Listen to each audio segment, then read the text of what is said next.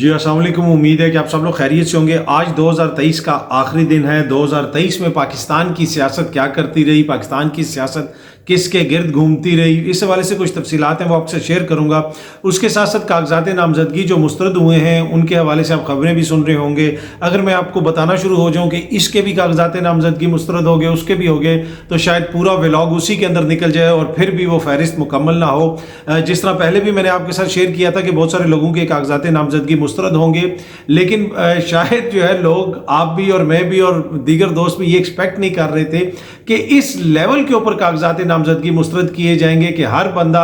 जो पाकिस्तान तहरीक इंसाफ की हुकूमत के दौरान काबीना का मेंबर रहा, तकरीबन हर उस बंदे के जो हैं वो कागजात नामजदगी मुस्तरद कर दिए गए हैं। सूबों के अंदर भी इसी किस्म की सिचुएशन है, वफाक के लेवल के ऊपर भी इसी किस्म की सिचुएशन है। इवन कि शेख रशीद साहब का आज मैं वीडियो पैगाम सुन रहा था, वो बता रहे हैं कि कोई 12 साल पुराना कोई उनका बिल है, वो किसी रेस्ट हाउस में रुके हैं, गेस्ट हाउस में मुबैना तौर पे, और उन्होंने कोई 900 या 1000 रुपया या कुछ इस किस्म का बिल है उनका, वो बिल उन्होंने पे नहीं किया और ये इतराज़ लगा के उनके कागजात नामजदगी मुस्तरद कर दिए गए। ये शेख रशीद साहब ने अपने ट्विटर अकाउंट से ये वीडियो भी शेयर की हुई है जिसमें वो ये फरमा रहे हैं। अब 12 साल पहले तो शेख रशीद साहब ने,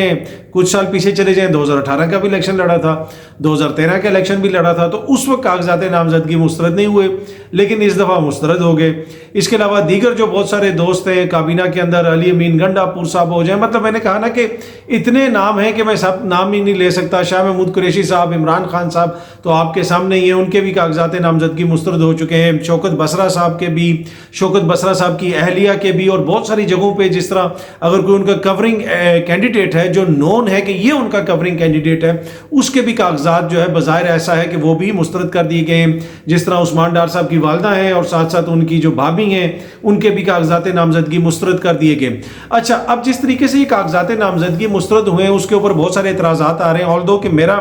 ये ज़ाती एक अपना इसके ऊपर तजिया है, मेरा ज़ाती जो इसके ऊपर राय है कि मेरे ख्याल में ये बिल्कुल ठीक मुस्तरद हुए हैं। यकीनन इन लोगों ने कागजात नामजदगी सही तरीके से फिल नहीं किए होंगे और इनको पता था कि हम सही तरीके से फिल नहीं करेंगे, फिर कागजात नामजदगी मुस्तरद होंगे। जब मुस्तरद होंगे तो वो ये साफ और शफाफ जो इलेक्शंस हो रहे हैं उसके ऊपर उंगली उठाने का हमें मौका मिलेगा। और हमारे ज़राए ने तो यहाँ तक हमें बताया कि कुछ कागजात नामजदगी के ऊपर दस्तखत के बजाय लोगों ने बतखें वगैरह बना दी हैं कि जनाब ये बतख बना दी, चिड़िया बना दी, ये कर दिया, वो कर दिया,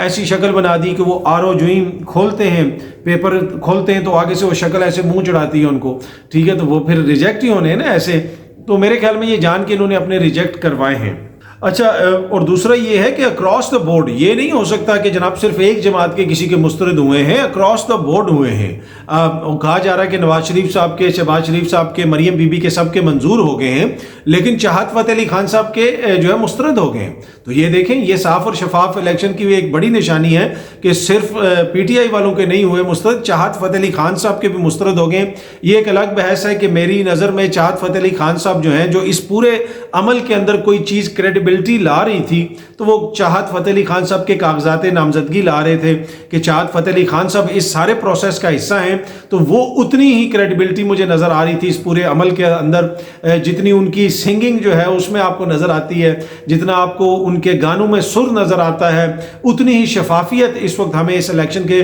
प्रोसेस में नज़र आती है। यानी मेरी मुराद है कि जितना सुर आपको चाहत फ़तेह अली खान साहब के गानों में नज़र आता है, उनकी सिंगिंग में नज़र आता है, उतनी ही शफाफियत इस वक्त मुझे इस इलेक्शन के अमल में नज़र आ रही है। तो उससे साफ जाहिर है कि ये साफ और शफाफ हैं, क्योंकि चाहत फ़तेह अली खान साहब आपको पता है दुनिया के नामवर सिंगर हैं और उनका सुर, उनका राग, उनके गाने, उससे कौन इनकार कर सकता है। अच्छा जी, बैरिस्टर अबूज़र सलमान नियाज़ी साहब हैं जो इमरान खान साहब के वकील भी हैं। ये वही वकील हैं जिन्होंने उमैर नियाज़ी साहब की जानिब से खान साहब के कहने के ऊपर लाहौर हाई कोर्ट के अंदर पटिशन दायर की थी कि आरोज़ को अदलिया से लिया जाए, क्योंकि अगर आरोज़ इंतज़ामिया से हुए तो इन लोगों ने हमारे कागजात नामजदगी मुस्तरद कर देने, साफ़ और शफाफ अमल नहीं होना। अब बैरिस्टर अबूज़र सलमान नियाज़ी साहब ने इस हवाले से एक ट्वीट भी की है, मैं ज़रा आपको पढ़ के सुना देता हूँ। मैं हल्फ के साथ वाज़े तौर पर कह रहा हूँ कि मैंने और उमैर नियाज़ी ने चेयरमैन PTI की हिदायत पर जुडिशल आरोज़ की तकर्री के लिए लाहौर हाई कोर्ट में दरख्वास्त दायर की, क्योंकि हम चाहते थे कि इंतखाबात साफ और शफाफ और आज़ाद हों। ہم نے کبھی بھی انتخابات میں تاخیر کا ارادہ نہیں کیا. ہمیں خدشہ تھا کہ بیوروکریسی کے آروز پری پول دھاندلی میں اہم کردار ادا کریں گے. تاہم سپریم کورٹ نے ہماری بات سنے بغیر اور ای سی پی کی ہر بات پر یقین کرتے ہوئے ہماری درخواست کو انتخابات میں تاخیر کی کوشش قرار دیا.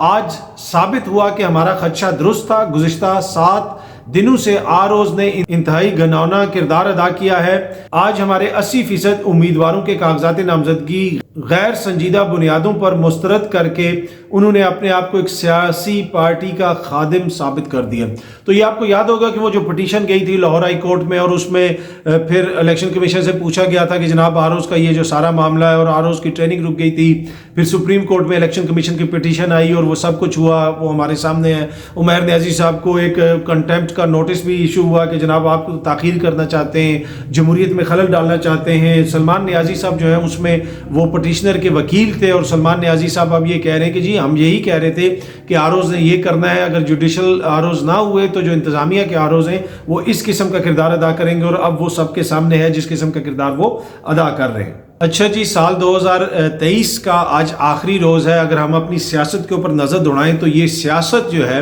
اس میں اگر آپ دیکھیں تو وہ ایک ہی شخص کے گرد گھومتی رہی، عمران خان صاحب کے گرد گھومتی رہی. اب آلدو کہ ایک ان کو الیکشن کے عمل سے ایک طرح سے وہ آؤٹ ہوئے ہیں، ان کو کہا جا رہا ہے کہ جی وہ نااہل بھی ہیں کیونکہ ان کو کوئی سزا ہو چکی بھی ہے، ان کے کاغذات نامزدگی بھی مسترد ہو چکے ہیں، لیکن ابھی بھی سیاست انہی کے گرد گھوم رہی ہے. اگر عالمی میڈیا میں بھی دیکھیں تو وہی خبریں آ رہی ہیں. ساروں کے کاغذات نامزدگی منظور بھی ہوئے، بڑے بڑے اس میں لیڈران شامل ہیں، لیکن اگر آپ عالمی میڈیا کو دیکھیں، اگر آپ یہ الجزیرہ کی خبر بھی دیکھ لیں، Pakistan poll body rejects ex P M Imran Khan's nomination for 2024 elections. جی ہاں جی، 2024 میں جو الیکشنز ہونے ہیں اس کے لیے ان کے کاغذات نامزدگی مسترد کر دیے ہیں. یہ بین الاقوامی میڈیا رپورٹ کر رہا ہے. بی بی سی کی بھی ہیڈ لائن یہ لگی ہوئی ہے، بی بی سی اردو کے اندر بھی آپ سامنے یہ دیکھ سکتے ہیں. عمران خان سمیت تحریک انصاف کے متعدد رہنماؤں کے کاغذات نامزدگی جو ہیں وہ مسترد. اب -1 انتخاب کی راہ میں راہ ہموار کی جا رہی ہے. یہ کسی کو انہوں نے کوٹ کیا ہوا ہے، پر اینی وے وہ انہوں نے ہیڈنگ لگائی ہوئی ہے کہ عمران خان کے کاغذات نامزدگی مسترد ہو گئے. تو اب یہ جو الجزیرہ کہہ رہا ہے، دیگر بھی عالمی میڈیا میں آپ جا کے گوگل کر کے دیکھ لیں کس طریقے سے وہ اس کو رپورٹ کر رہے ہیں کہ 2024 میں جو انتخابات ہونے ہیں ابھی ایک مہینے کے بعد،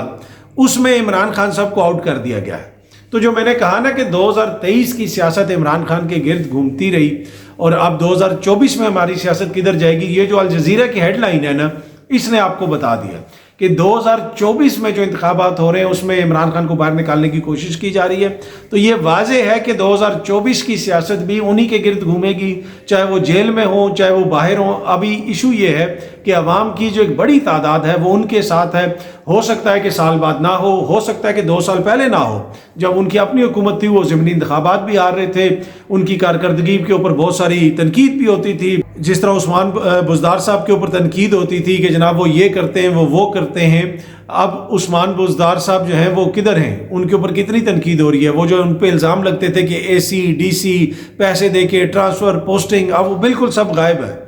وہ پورا جو بیانیہ تھا کہ وہ اس میں جو مین کردار ہے وہ عثمان بزدار ہے. اور اب تو کچھ ایسی بھی خبریں آ رہی ہیں کہ شاید ان کے کاغذات نامزدگی منظور ہو گئے، پر میرے پاس ابھی میں نے دیکھا نہیں ہے، مجھے کسی نے بتایا.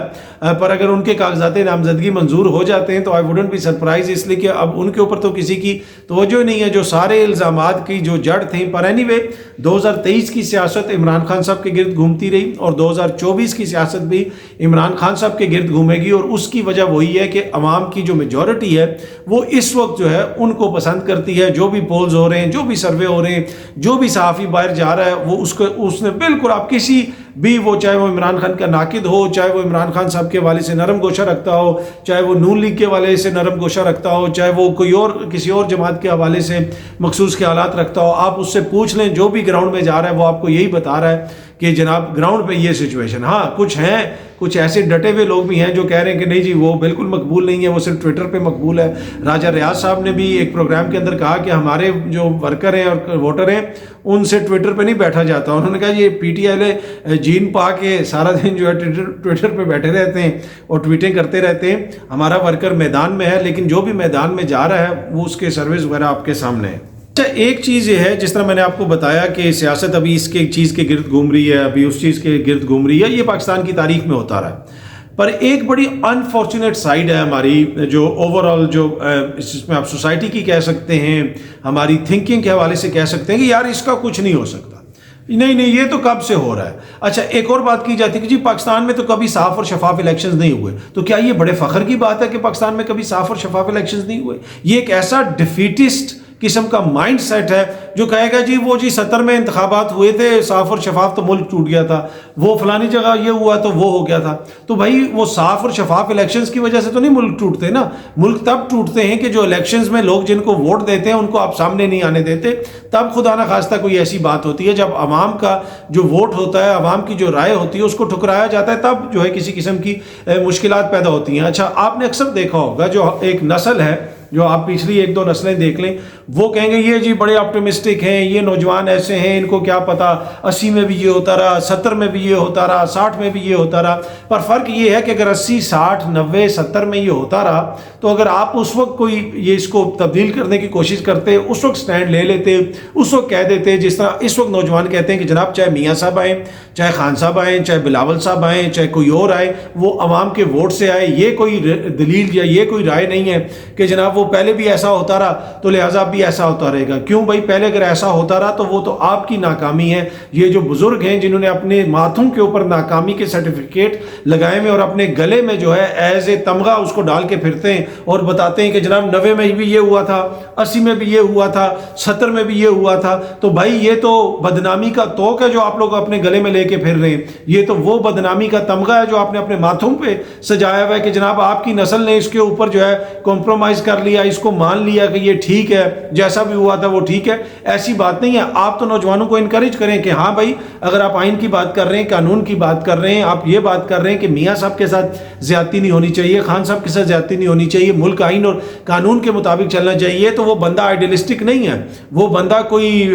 یوٹوپین خیالات کا حامل نہیں ہے، وہ کوئی یوٹوپیا نہیں قائم کرنا چاہ رہا، وہ ایک بنیادی سی بات کر رہا ہے۔ جس ملک میں آئین، جو آپ کے پاس ایک سیٹلڈ آئینی ڈاکومنٹ ہے جس کے تحت یہ ملک چلتا ہے، اگر اس کی بات کرنے کو کہا جائے کہ یہ ایک یوٹوپین ویو ہے، یہ ایک ایسا ویو ہے کہ یہ ایک بڑا، جسے آپ کہہ سکتے ہیں کہ شاعرانہ یا فلسفانہ ویو ہے کہ جناب ملک میں آئین اور قانون کے مطابق چلیں، تو پھر آپ اس سوسائٹی کی انٹلیکچوئل جو ہے وہ اس کی زبوں حالی کا اندازہ لگا سکتے ہیں کہ اس چیز کو اپریشیٹ کرنے کے بجائے کہا جاتا ہے کہ یار یہ تو خیالاتی باتیں ہیں، کب ایسا ہوتا ہے۔ یہ ایسا نہیں کہنا چاہیے، بلکہ کہنا تو یہ چاہیے کہ ہاں بھائی ایسا ہی ہونا چاہیے، ایسا کبھی نہیں ہوا، اگر ایسا نہیں ہوا تو وہ غلط ہوا، لہٰذا اگر آپ ایسی بات کر رہے ہیں تو آپ ٹھیک بات کر رہے ہیں۔ لیکن الٹا یہاں پہ نوجوانوں کو کہا جاتا ہے کہ نہیں جی آپ تو کوئی زیادہ ہی آئیڈیلسٹک ہو گئے، یہاں پہ تو کبھی بھی ایسا نہیں ہوا، یہاں پہ کبھی ایسا نہیں ہوا تو اس کی پھر ہم قیمت بھی ادا کر رہے ہیں نا۔ آج بنگلہ دیش کدھر ہے، انڈیا کدھر ہے، دیگر لوگ کدھر ہیں، تو ہمیں اس سے سیکھنے کی ضرورت ہے۔ اور وہ جو سیاسی ایک طرح سے سٹرگل، جو وہ ایک آئینی سٹرگل جو پچھلی جنریشنز نے کرنی تھی، وہ اگر اب اس وقت نہیں ہو سکی یا اس کو قبول کر لیا گیا کہ جناب جس طرح زرداری صاحب بھی اب کہتے ہیں کہ جناب سدا بادشاہی تو ہماری ہے، اور 60 میں بھی ہم تھے اور 70 میں بھی ہم تھے، اور وہ صادق سنجرانی صاحب کو جس طرح وہ کہہ رہے ہیں، اور ویسے اگر آپ ان سے پوچھیں تو وہ کہتے ہیں جی اس ملک میں تو حکمرانی کسی اور کی ہے۔ یہ کسی اور کی حکمرانی اس لیے کہتے ہیں کہ ان کو پتہ ہے کہ ہمارا جو ایک بوٹی یا کیک کا پیس ہے وہ تو محفوظ ہے، ہم نے تو وہ کھا رہے ہیں، ہاں عوام کو جو اس کا نہیں مل رہا وہ ہم اپنے پاس اگر رکھ لیں تو ہمیں کوئی ایشو نہیں ہے۔ ہاں ہم یہ بھی کہیں گے کہ جی جمہوریت بھی ٹھیک نہیں ہے، آئین بھی ٹھیک نہیں ہے، لیکن کیونکہ وہ ہمیں سرو کر رہا ہے تو لہٰذا جو ہے اگر کوئی اس طرح کی بات کرے تو وہ کلٹ ہے، تو وہ یہ ہے، تو وہ ہے۔ ہم سب کو آئین اور قانون کی بات کرنی چاہیے، اور اس میں بنیادی کردار تو انہی کا ہے جو ووٹ لیتے ہیں، اور آپ ان کو دیکھ لیں کہ ان کا کردار کیا ہے، آپ خود فیصلہ کر لیں۔ جب تحریک انصاف والے حکومت میں تھے آپ اس وقت بھی دیکھ لیں، وہ یہ کہتے تھے کہ جی ہمارے بلز پاس نہیں ہوتے تھے تو ہم جنرل فیض صاحب کو فون کرتے تھے، کیا وہ آئین کے مطابق فون کرتے تھے؟ اگر آپ وہ کسی چیز پہ گلا شکوہ کر رہے ہیں تو کل اگر دوبارہ حکومت میں آ کے انہوں نے یہی کرنا ہے تو پھر تو کوئی فائدہ نہیں ہے۔ اس ملک کو تو آئین اور قانون کے مطابق چلنا چاہیے، ہر ادارے کا جو کردار ہے آئین کے اندر اس کے مطابق وہ اپنا کردار ادا کریں۔ جب آپ خود ان کو فون کرتے تھے، جب آپ خود ان کو کہتے تھے کہ جی ہمارے یہ کام کروائیں، تو پھر آپ کسی اور سے کیا گلا شکوہ کر سکتے ہیں؟ اور اسی طرح جو ان لوگوں نے ووٹ کو عزت دلوانی تھی، اب وہ کدھر ہیں؟